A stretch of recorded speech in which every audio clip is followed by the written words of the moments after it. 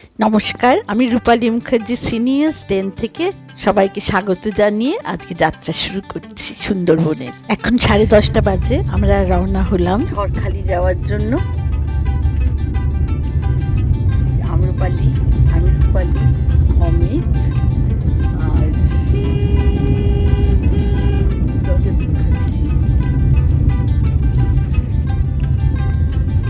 জয় বাবা লোক। আমরা নিউ টাউন দিয়ে রওনা হয়ে ইউনিটেক ক্রস করে বিশ্ববাংলা গেট ক্রস করে যাব ভোজের হাটে। এখান থেকে আমার বাড়ি থেকে সুন্দরবন ঝড়খালির ডিস্টেন্স হচ্ছে 99 কিলোমিটার। পুরো রাস্তা একেবারে খালি, কারণ আজ রবিবার, ছুটির দিন। বিশ্ববাংলা গেট পার হয়ে বিশ্ববাংলা গেটের নিচে সাবওয়ে দিয়ে গেলাম। এবার ইউনিটেক পার হয়ে আমরা যাচ্ছি ভোজের হাটের দিকে।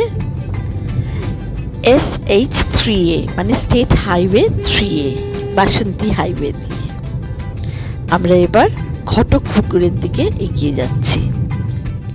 আমরা ঘটকপুকুর পৌঁছে গেলাম। এখান থেকে এবার নেক্সট হচ্ছে মালঞ্চ, তারপরে সরবেরিয়া, তারপর সোনাখালি, তারপরে ঝড়খালি পৌঁছে যাব।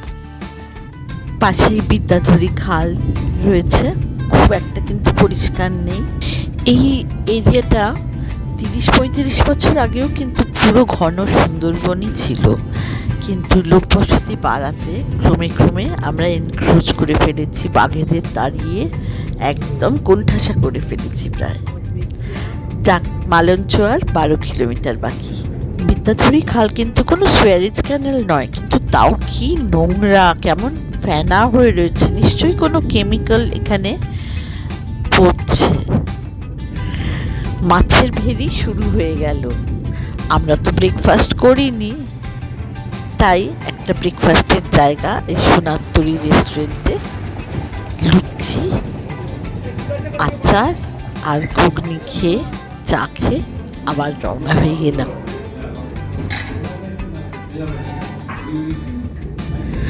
সুন্দরবন হলো বঙ্গোপসাগর উপকূলবর্তী অঞ্চলের অবস্থিত একটি প্রশস্ত বনভূমি, যা বিশ্বের বড় ম্যানগ্রোভ ফরেস্ট। পদ্মা, মেঘনা আর ব্রহ্মপুত্র নদী অববাহিকায় বদ্বীপ এলাকায় অবস্থিত এই অপরূপ বনভূমি। আমরা এখন হোগল নদী ব্রিজ বেরোচ্ছি। আগে কিন্তু এটা একদম কোর সুন্দরবন এরিয়া ছিল। এখন 6517 স্কোয়ার কিলোমিটার জুড়ে সুন্দরবন রয়েছে, যা 66% বাংলাদেশে আর 34% ইন্ডিয়ার। 1997-এ সুন্দরবনকে ইউনেস্কো ওয়ার্ল্ড হেরিটেজ সাইট হিসেবে ডিক্লেয়ার করা হয়। দেখতে দেখতে আমরা ঝড়খালি পৌঁছে গেলাম। পার্কিংয়ে গাড়ি ছেড়ে হাঁটতে লাগলাম জেটির দিকে। এখানে ভিন্ন ভিন্ন নামে তারা জোন ভাগ করেছে। তার মধ্যে মোটামুটি বড় দুটো ভাগে ভাগ করলে বাংলাদেশের সুন্দরবন আর ভারতের যে সুন্দরবন এরিয়া, তার নাম দিয়েছে সুন্দরবন জাতীয় উদ্যান বা সুন্দরবন ন্যাশনাল পার্ক। একটু পাল্টে গেল, ফরেস্ট বাংলো এখন বোধহয় বন্ধই করে দিয়েছে। দেখো গাছ সমস্ত বন্ধ। ঝড়খালি বনবাংলো, কিন্তু এখানে মনে হয় না কেউ থাকে। যাক, আমরা ঢুকে পড়লাম এবার গেটের ভেতরে। জাল দিয়ে ঘেরা, এখানে লেখা রয়েছে টাইগার রেস্কিউ সেন্টার। সামনে বাঁদিকেই অসুস্থ বা ইনজিওর্ড বাঘদের এখানে নিয়ে এসে চিকিৎসা করা হয়।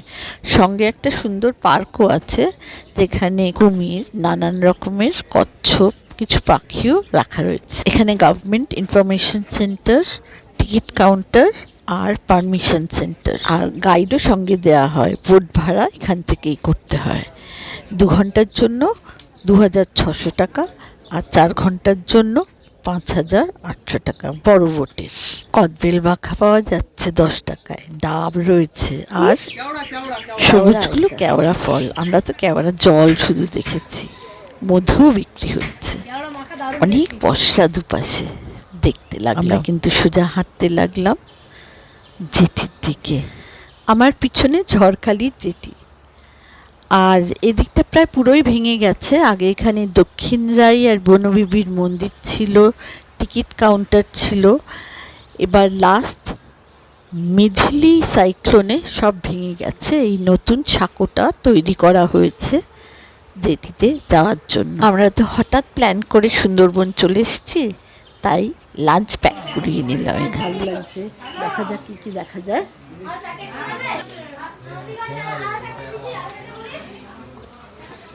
জুথিকা মণ্ডল এরা সব রান্না করেছে, অনেক রকম মাছ রয়েছে, কিন্তু আমাদের তাড়া ছিল বলে আমরা ডিম ভাজাই নিয়েছি। খুব সুন্দর পরিষ্কার করে খাবার দিলেন। বাঁশের সাঁকো দিয়ে চলা অভ্যেস নেই, একটু বেশ ভয় ভয় লাগছে, মনে হচ্ছে পা যদি স্লিপ খেয়ে যায়। সন্ধেবেলা হলে বলতাম হঠাৎ চলে আসতে পারে, অবশ্য এখানে সন্ধ্যের কোনো ব্যাপার নেই, এটা ওদের বাড়িতে আমরা এসেছি, ওরা তো ওদের বাড়িতে থাকবেই। কি অপূর্ব দৃশ্য, কি সুন্দর লাগছে। এখানে হেরোভাঙা আর মাতলা একসঙ্গে মিশেছে।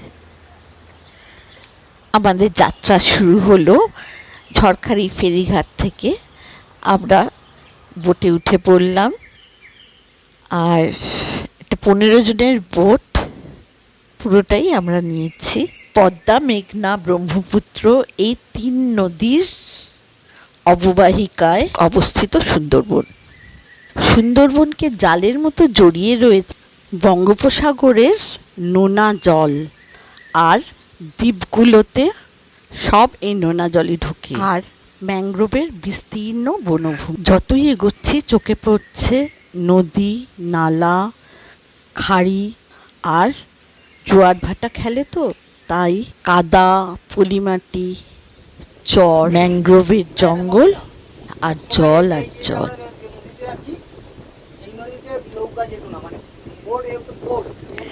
বলছে যে ডান দিকে যেটা চলে গেছে সেটা হচ্ছে বড় খাড়ি, এখানে ছোট বোট যাবে, এরকম বড় নৌকা যাবে না।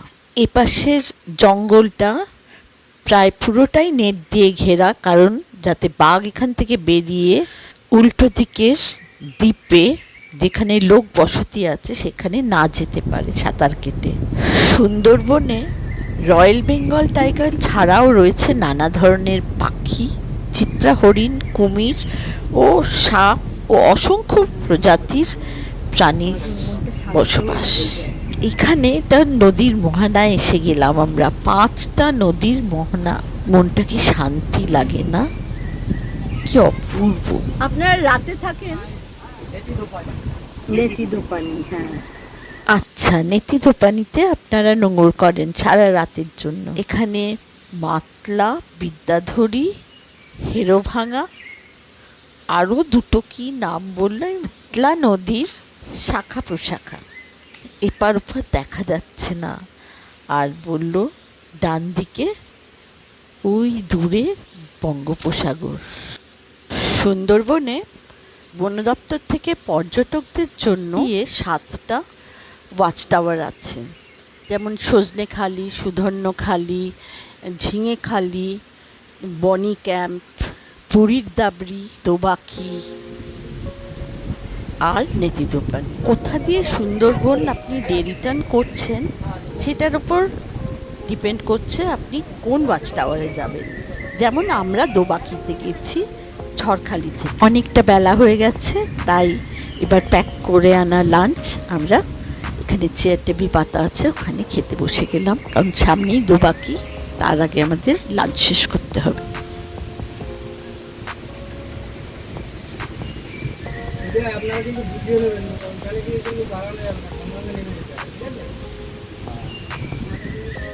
দোবাকি সামনে, আমরা নামবো এবার। আমরা ঝড়খালি থেকে উঠেছি, আমাদের এই দোবাকি অবধি 4 ঘন্টায় ঘোরাবে। যদি আপনাদের কাছে সময় বেশি থাকে বা 12 ঘন্টায় আসেন, তাহলে সোনাখালি বা গদখালিতে আসলে সজনেখালি অবধি নিয়ে যাবে। আবার যদি বসিরহাট দিয়ে আসেন, তাহলে ঝিঙাখালি অবধি দেখতে পাবেন। আজ রবিবার, তাই একটু ভিড় আছে। কয়েকটা বোট পেরিয়ে গেলে তারপরে আমরা নেমে যাব দুবাগ দিয়ে, ক্যানোপি বাঁকে। এটা কিন্তু পীরকাটার জঙ্গল, মানে বাঘের জঙ্গল। এই বাঁদিকে যে কটা গাছ দেখতে পাচ্ছ, একটা গাছ হলো যে নর্দমার পুরো জঙ্গল। হ্যাঁ, এখানে সুন্দরী গাছ, গেওয়ার, গরান, এইসব। ওই দেখো হরিণ। হরিণ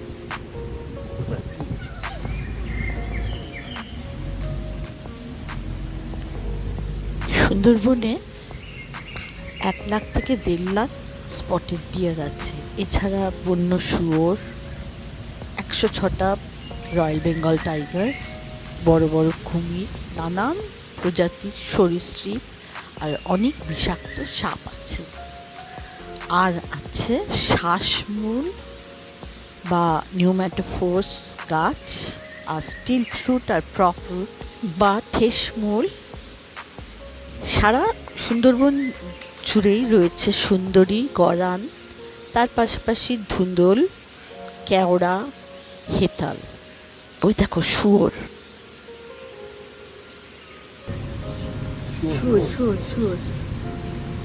ওই ঢুকে গেল ভেতরে।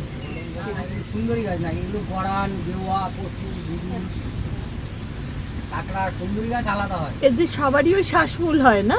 হ্যাঁ, সবার কেউ ঠেসমূল, কেউ শ্বাসমূল। এই সামনের এই যে ব্রাইট সবুজ পাতা, ছোট ছোট ঝাঁকড়া, ওগুলো গড়ান গাছ, গড়ান। আর ওই বড়টা পিছনের দিকে বড়টা বাইন। পাইন। হ্যাঁ, ওর মধ্যে আবার ভাগ আছে। কেউ যখন কালো আছে, কালো বাইন বলে, পেয়ারা বাইন বলে, সাদা বাইন বলে। সুন্দরী গাছ দেখা যাবে কেন? সুন্দরী গাছ উপরে, সুন্দরী গাছটা একটু মিষ্টি জলে ভাগ করে দেখা যায়, যেখানে মিষ্টি জলের চাপ বেশি। কেওড়া গাছ কোনগুলো? কেওড়া গাছ, হ্যাঁ, অত যে কেওড়া ফল।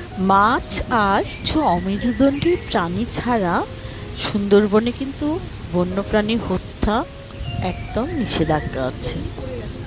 এমনি এই সব ন্যাচারাল, কোনো না এখানে কাটাকুটিও হয় না আর লাগানো হয়।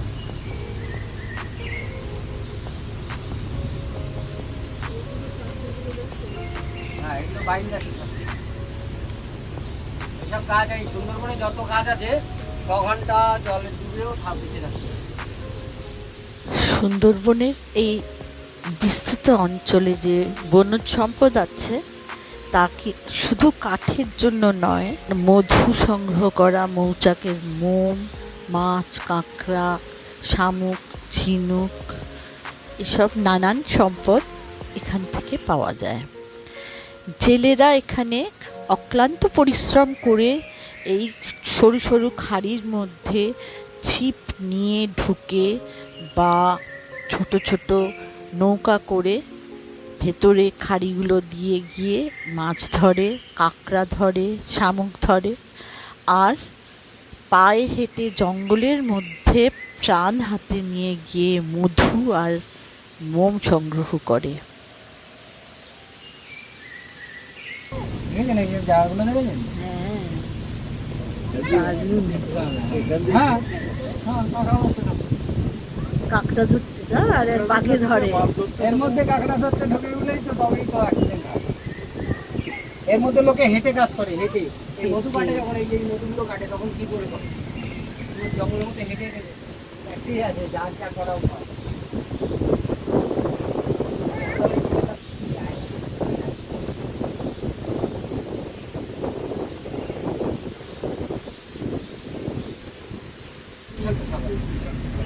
বড় বড় গালকে উঠে ইনকোবরা আছে। কোবরা আছে। ইনকোবরা, ইনকোবরা। বিষাক্ত সাপটা বেশি। এখান দিয়ে যায় না ভেতরে? বোট যায় না, নৌকা যায় না। ডিঙি যাবে না? এখানে মাছ ধরার জায়গা, মাছ ধরার জায়গা। ওই পাশে এই পাশে বাংলা। মাটি, মানে ওরা নেই, বাঘ নেই।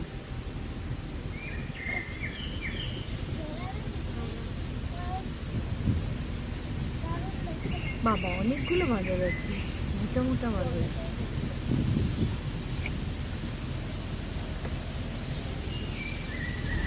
বাঘ পাগল করে দেয়, বাঘের যদি ঠিক মতন রেখে যায়। বাঘ পাগল লাগে, ছায়া থাকে। রংটাও একদম পুরো। হ্যাঁ, মানুষ যেতে আর ক্যামোফ্লেজ জিনিস।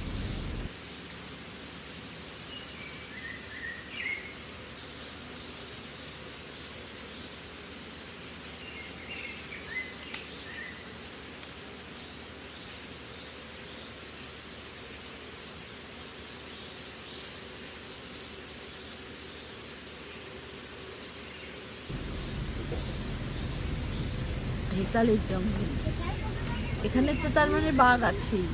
আমার থাকতেও পারে, আমার শুনে তো বাঘের আসতে হবে।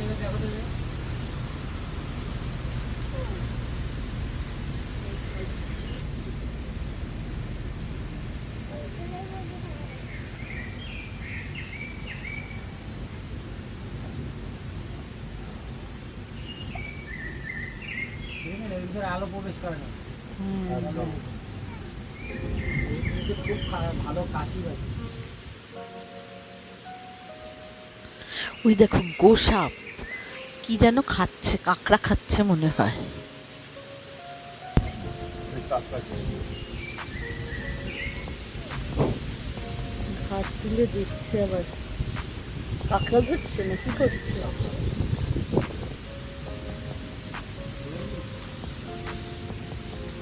এখন তো ভাটা না,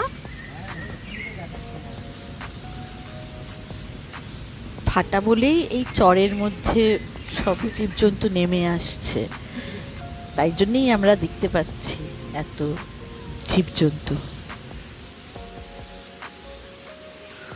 ওই দূরে একটা বিশাল কুমির শুয়ে আছে হাঁ করে, কি সাইজ, বিরাট বড়।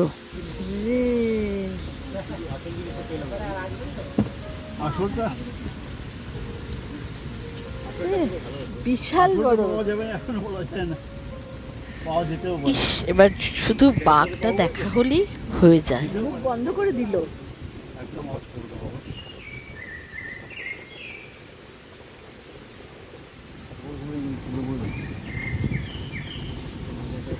এবার বোট ঘুরিয়ে আমরা দোবাকি জেটির দিকে যাচ্ছি। এবার আমাদের নামতে হবে।